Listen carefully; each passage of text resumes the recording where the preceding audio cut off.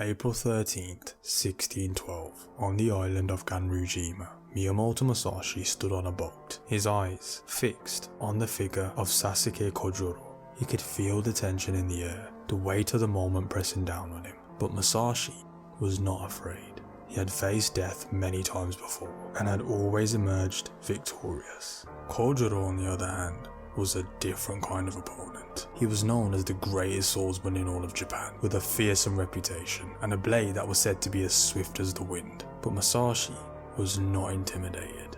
The two men faced off, their swords drawn and ready. The crowd around them fell silent. The only sound was the gentle lapping of the waves against the shore.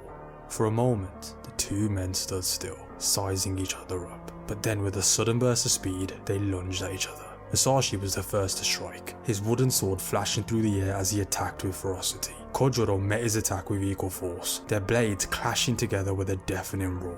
But Musashi was not deterred. He continued to press forward, his sword moving with lightning speed as he sought to find an opening in Kojiro's defense. The fight raged on, the two men locked in their deadly dance of swordsmanship. Musashi could feel his strength waning, but he refused to back down. He knew that this was a battle to the death, and he was determined to emerge victorious. Finally, after what seemed like an eternity, Musashi saw his opportunity. With a quick and decisive movement, he lunged forward and struck Kojiro with a powerful blow. The wooden sword sliced through the air and connected with Kojiro's head, sinking deep into his skull.